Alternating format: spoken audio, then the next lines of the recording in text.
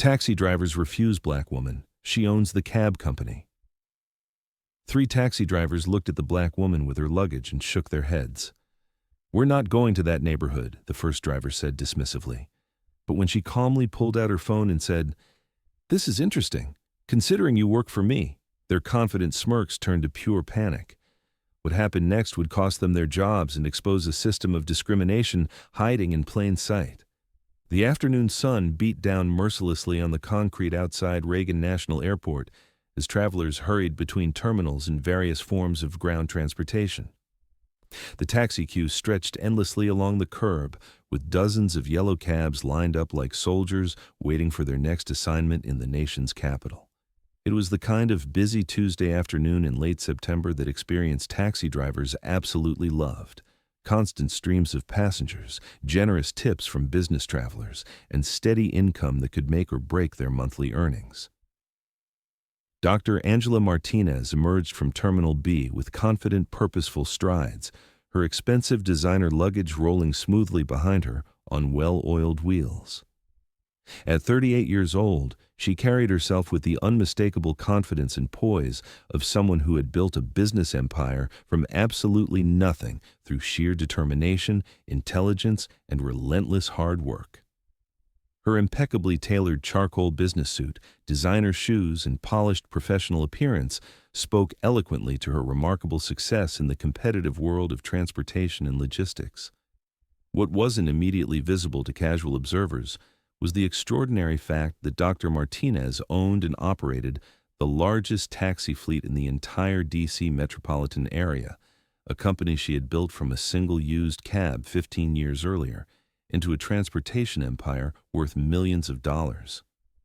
She had been traveling extensively for the past week across multiple cities, working tirelessly to close a major acquisition deal that would expand her transportation company's operations into 3 new major metropolitan markets, significantly increasing her already impressive business footprint.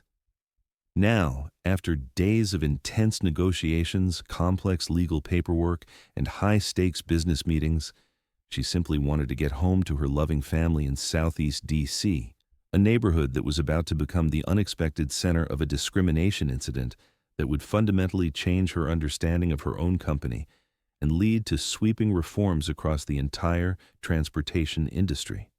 Dr. Martinez approached the first taxi in the long queue with professional confidence, pulling her wheeled luggage behind her as she walked up to a somewhat weathered yellow cab that had clearly seen better days. The vehicle was driven by Tony Ricci, a gruff 20-year veteran of D.C.'s often chaotic and unpredictable streets who prided himself on knowing every shortcut, every traffic pattern, and every neighborhood's reputation throughout the metropolitan area.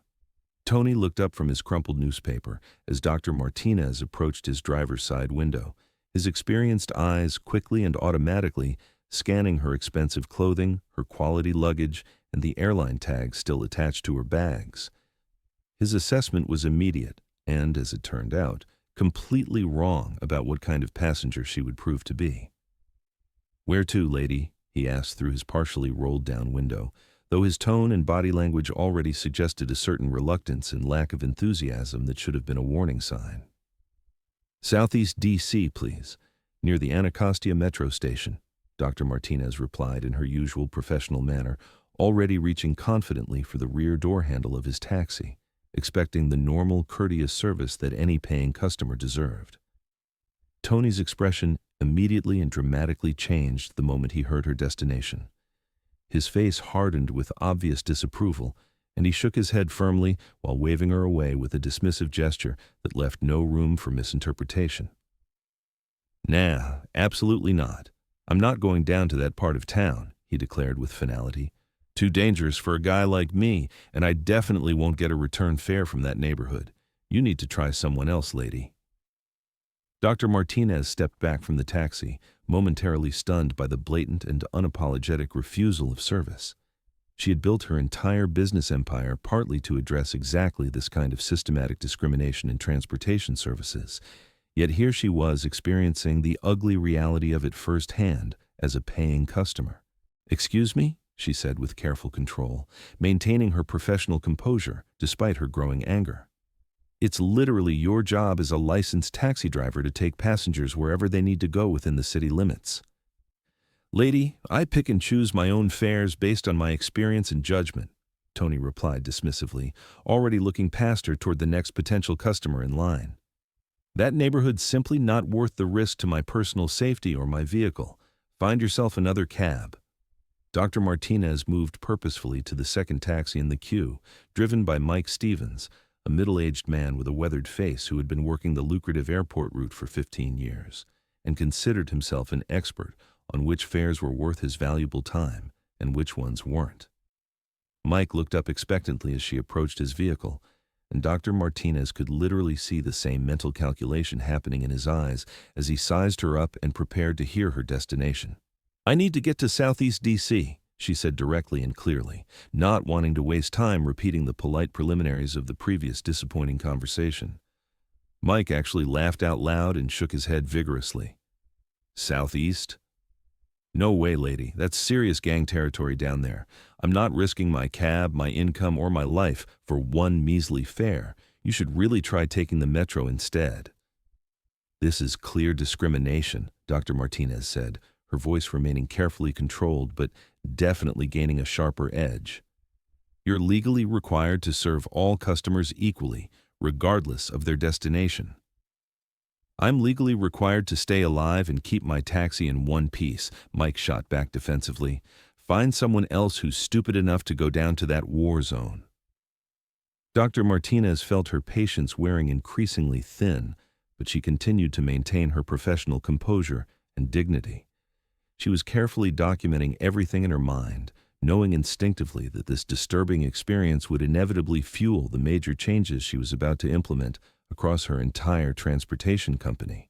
The third taxi in the seemingly endless queue was driven by Carlos Mendoza, a relatively newer driver who had been working for Elite Cab Company for just 6 months and still maintained some of the courtesy and professionalism that veteran drivers often seem to lose over time.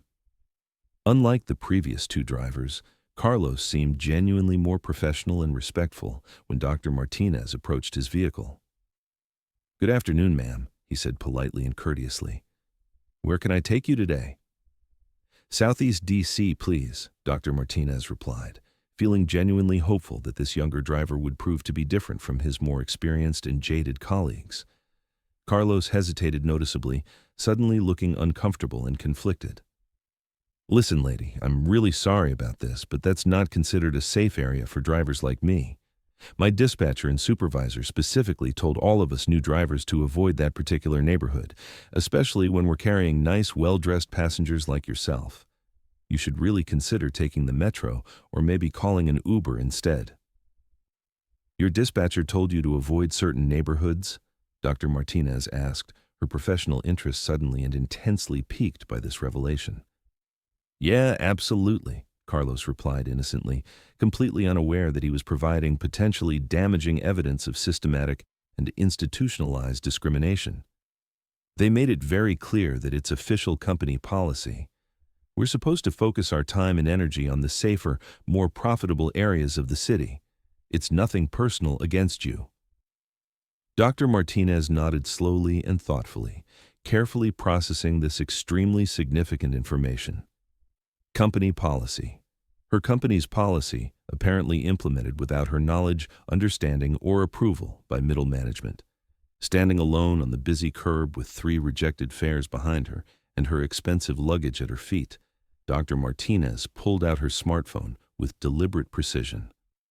The bitter irony of the situation wasn't lost on her. She was being systematically discriminated against by her own employees, using discriminatory policies that she had never authorized or approved. She dialed a number that she knew from memory, and it was answered professionally on the first ring. Elite Cab Company Dispatch Center, this is Jennifer speaking. How may I help you? Jennifer, this is Angela Martinez, she said calmly. There was a noticeable pause on the line. Jennifer's voice immediately became much more respectful and slightly nervous when she realized who was calling. Oh, Ms. Martinez, I wasn't expecting you back from your business trip until tomorrow. How did your acquisition meetings go? Very interesting and educational, Dr. Martinez replied carefully, looking back at the three taxi drivers who had refused her legitimate service request. Jennifer, I'm currently standing at Reagan Airport, and I've just been refused service by three of our company drivers. Can you tell me about our official policy regarding Southeast D.C. and other neighborhoods? Another pause, this one noticeably longer and more uncomfortable. Ma'am, some of the veteran drivers have been complaining quite a bit about safety concerns in certain areas of the city, and our shift supervisor, Mike Johnson, said we should accommodate their concerns and let them use their best judgment. I see, Dr. Martinez said with carefully controlled calm. And exactly who authorized this policy change? Honestly, I thought you knew about it, ma'am. Mr. Johnson said it was a necessary business decision based on driver safety and operational efficiency. Dr. Martinez closed her eyes briefly, suddenly realizing the full scope of the systematic problem that had apparently developed in her absence. Jennifer, I want you to send a supervisor to Reagan Airport immediately to handle this situation, and I want Mike Johnson in my office first thing tomorrow morning for a very serious conversation. Yes, ma'am, right away. Is there anything else you need? Not right now, but there will be very soon. As Dr. Martinez ended her increasingly tense phone call with dispatch, the three taxi drivers who had refused her service were still parked in their designated spots in the queue, chatting casually among themselves about their successful avoidance of what they considered to be problematic and potentially dangerous fares. Tony was enthusiastically telling Mike and Carlos how he dodged a major bullet by refusing to take what he characterized as a risky fare to the ghetto, completely oblivious to the fact that his potential passenger was still within earshot and listening to every word of his unprofessional commentary. Dr. Martinez walked back toward Tony's cab with measured, deliberate steps and tapped politely but firmly on his partially open window, causing him to look up from his animated conversation with obvious annoyance. "Excuse me," she said with perfectly controlled politeness. Tony looked irritated and impatient. "Lady, I already told you very clearly that I'm not—" "I know exactly what you told me," Dr. Martinez interrupted calmly but with unmistakable authority. "But I thought you might be extremely interested to know that you just refused service to Dr. Angela Martinez, the owner and chief executive officer of Elite Cab Company." Tony's face went completely pale, the color draining from his weathered features as if someone had pulled a plug. Mike and Carlos, who had been eavesdropping on the conversation from their nearby vehicles, turned to stare with expressions of growing horror and disbelief. "You're... what?" Tony stammered, his voice barely above a whisper. "I own this company, Doctor," Martinez said with simple, devastating clarity. "I own your taxi. I pay your salary through the revenue you generate, and I just discovered that you're systematically violating both official company policy and federal anti-discrimination laws." Mike started to speak, opening his mouth to offer some kind of defense or explanation, but Dr. Martinez held up her hand in a gesture that commanded immediate silence. "Carlos, you mentioned earlier that your supervisor specifically told you to avoid certain neighborhoods. That's extremely interesting news to me, because I never authorized any such policy. In fact, such a policy directly violates everything my company was founded to represent and accomplish." Carlos looked like he wanted to disappear into his driver's seat. "Ma'am, I was just following the instructions I was given during my training." "I didn't know." "I understand that you were following orders," Dr. Martinez replied with measured fairness, "but the person giving those orders was acting without authority and implementing discriminatory practices that have no place in my organization." Within exactly 23 minutes of Dr. Martinez's phone call to dispatch, Elite Cab Company shift supervisor Maria Santos arrived at the airport in her company vehicle, her face grim with the understanding of how seriously Dr. Martinez took any issues related to discrimination or unprofessional conduct. Maria had worked directly for Dr. Martinez for 5 years and had witnessed firsthand how the CEO had built the company on principles of equal service, community responsibility, and professional excellence. She knew that discrimination incidents were treated as the most serious possible violations of company values. "Ma'am," Maria said respectfully as she approached Doctor Martinez, I came immediately after Jennifer's call. Can you explain exactly what happened here? Dr. Martinez provided a detailed factual account of each interaction, while the three drivers listened with expressions of growing horror and dawning realization of the severity of their situation. Maria's expression became increasingly severe as she understood the full scope of what had occurred.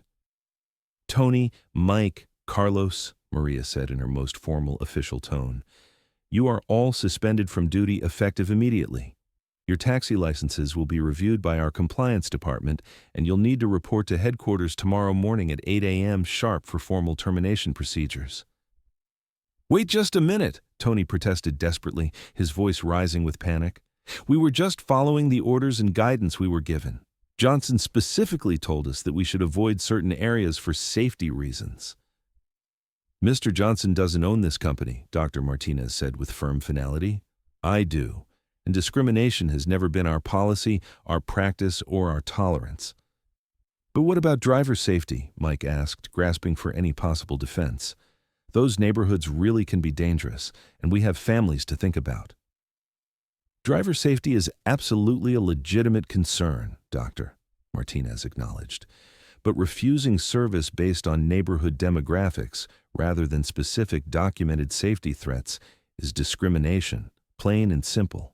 If there are genuine safety issues, we address them through proper protocols, better communication with local law enforcement, and appropriate safety measures, not through blanket refusal to serve entire communities.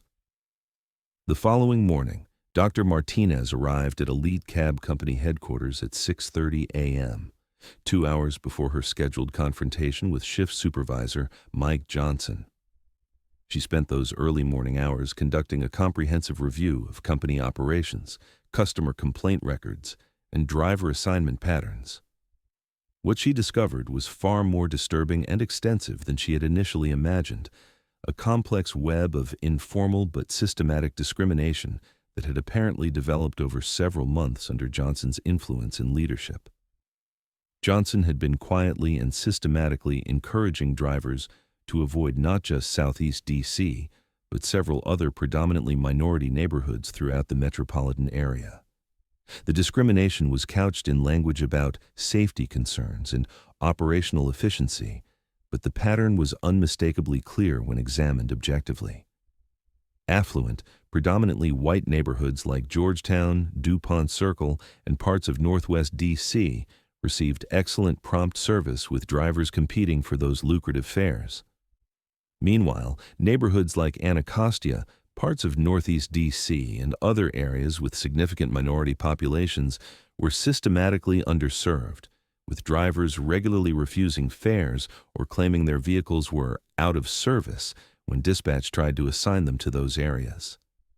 Customer complaint records showed a disturbing pattern that Dr. Martinez had somehow missed during her recent business travels. Dozens of complaints from residents of predominantly minority neighborhoods reporting that elite cab drivers regularly refused service, provided poor service, or claimed they were unavailable when called to those areas. When Johnson arrived at 8 a.m. for what he expected to be a routine meeting, he found Dr. Martinez waiting with a thick folder of documentation, complaint records, and service analysis reports that painted a damning picture of systematic discrimination operating under his supervision. Mike, Dr. Martinez said without preamble, we need to talk about the unauthorized policies you've been implementing in my absence. Johnson's face immediately showed guilt and defensiveness. Angela, I can explain everything. I was just trying to protect our drivers and improve operational efficiency. Some of these neighborhoods really are problematic. Stop right there, Dr. Martinez interrupted. I've spent the morning reviewing our service records, and what I've found is systematic discrimination disguised as safety policy. This ends now. Johnson's termination was swift and final, but Dr. Martinez realized that simply removing one problematic supervisor wouldn't address the cultural issues that had allowed discriminatory practices to take root in her organization. Over the following weeks, she implemented comprehensive reforms that would fundamentally change how Elite Cab Company operated. Every driver was required to attend mandatory anti-discrimination training led by civil rights experts and community advocates. New policies were established requiring all drivers to serve all areas within their operating territory without exception, backed by serious penalties for violations. Dr. Martinez also established a direct customer complaint hotline that bypassed middle management and reported directly to her office, ensuring that discrimination complaints would never again be buried or ignored by supervisory staff. The changes extended beyond just policy implementations. Dr. Martinez began personally riding along with drivers on random shifts, observing their interactions with customers and their compliance with company standards. She also instituted a community advisory board that included representatives from previously underserved neighborhoods, giving residents a direct voice in company operations. Within 6 months, Elite Cab Company had transformed from an organization that unconsciously perpetuated transportation inequality into a model for equitable service that other companies began to study and emulate. Dr. Martinez's experience at Reagan Airport and the subsequent company investigation attracted attention from city regulators, civil rights organizations, and other transportation companies throughout the region. Her willingness to acknowledge problems within her own organization and implement comprehensive solutions earned respect from community leaders and industry peers alike. The incident sparked citywide reforms in taxi regulations, with the D.C. Taxicab Commission implementing new rules requiring all licensed taxi companies to demonstrate equitable service across all neighborhoods or face hefty fines, license suspension, or complete revocation of operating permits. Other transportation companies, realizing that they might face similar scrutiny, began proactively reviewing their own practices and implementing anti-discrimination policies before regulatory authorities forced changes upon them. Dr. Martinez was invited to testify before the D.C. City Council about transportation equity, and her recommendations led to the creation of a Transportation Equity Task Force that continues to monitor service quality and investigate discrimination complaints across all forms of ground transportation. Tony, Mike, and Carlos never worked for Elite Cab Company again, and their terminations became part of their permanent employment records within the transportation industry. Tony eventually found work with a much smaller, less reputable taxi company, but was fired again within 6 months for continuing to engage in discriminatory practices that the new company couldn't afford to ignore. Mike decided to retire from taxi driving entirely, bitter about what he viewed as unfair treatment, but never acknowledging his role in perpetuating discrimination. Carlos, being younger and more adaptable, eventually found employment with a rideshare company after completing extensive sensitivity training and demonstrating genuine understanding of why his previous behavior was unacceptable. The airport incident became a defining moment in Dr. Martinez's career, not because it revealed problems she was unaware of, but because it forced her to confront the reality that good intentions and company policies meant nothing if they weren't actively enforced and monitored at every level of the organization. She used her experience to become a national advocate for transportation equity, speaking at conferences and working with federal transportation officials to develop guidelines that would prevent discrimination in ground transportation services nationwide. 5 years after the Reagan Airport incident, Dr. Martinez's Elite Cab Company had become the largest minority-owned transportation company in the Mid-Atlantic region, with operations in 6 major cities and a reputation for exemplary service to all communities. The company's success proved that equitable service wasn't just morally right, it was also good business. By serving previously underserved communities, Elite Cab had access to markets that competitors ignored, leading to increased revenue, customer loyalty, and positive community relationships that translated into sustained business growth. Dr. Martinez never forgot the lesson of that September afternoon at Reagan Airport. Every new employee orientation began with the story of how the company's owner was refused service by her own drivers and why such behavior would never be tolerated under any circumstances. The incident had transformed not just her company, but her understanding of leadership itself. True leadership, she learned, meant not just setting policies and expecting compliance, but actively monitoring, enforcing, and modeling the values that the organization claimed to represent. And that's how 3 taxi drivers' assumptions about neighborhoods and passengers led to their immediate termination and sparked industry-wide reforms that continue to this day.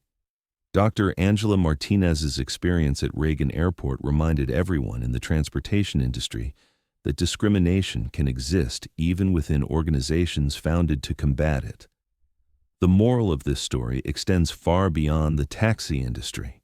Treating all customers with equal respect and service isn't just good business practice. It's a legal requirement and a moral imperative. When service providers make assumptions about where people belong, what they deserve, or what neighborhoods are worth serving, they risk not just their individual jobs, but the reputation and legal standing of their entire organization. Dr. Martinez proved that sometimes the most effective way to fight discrimination is to experience it personally and use that experience as a catalyst for comprehensive, lasting change. Her willingness to acknowledge problems within her own company and take decisive action to address them demonstrated the kind of leadership that creates real progress rather than just good intentions. The story also illustrates how discrimination often operates through informal networks and unofficial policies that may never be explicitly stated, but are nonetheless understood and followed by employees. Fighting discrimination requires constant vigilance, regular monitoring, and the courage to confront uncomfortable truths about organizational culture. Today, Elite Cab Company serves as a model for transportation equity, but Dr. Martinez knows that the fight against discrimination is never completely won. It requires ongoing commitment, continuous education, and the willingness to hold everyone, including company leadership, accountable for their actions and decisions. If you enjoyed this story of justice, accountability, and positive change in business practices, make sure to subscribe to our channel and hit that notification bell. We bring you true stories that reveal important lessons about fairness, respect, and the ongoing struggle to create more equitable institutions in our society. Remember, change often begins with individuals who are willing to acknowledge problems and take concrete action to address them, even when those problems exist within their own organizations. Thanks for watching, and I'll see you in the next one. And that's how 3 taxi drivers' assumptions about neighborhoods and passengers led to their termination and sparked industry-wide reforms. Dr. Angela Martinez's experience reminded everyone that discrimination can exist even within organizations founded to combat it. The moral is clear. Treating all customers with respect isn't just good business, it's the law. When service providers make assumptions about where people belong or deserve to go, they risk not just their jobs, but their entire industry's reputation. Dr. Martinez proved that sometimes the best way to fight discrimination is to experience it firsthand and use that experience to create lasting change. If you enjoyed this story of justice and accountability in business, make sure to subscribe to our channel and hit that notification bell. We bring you true stories that reveal important lessons about fairness, respect, and standing up for what's right. Thanks for watching, and I'll see you in the next one.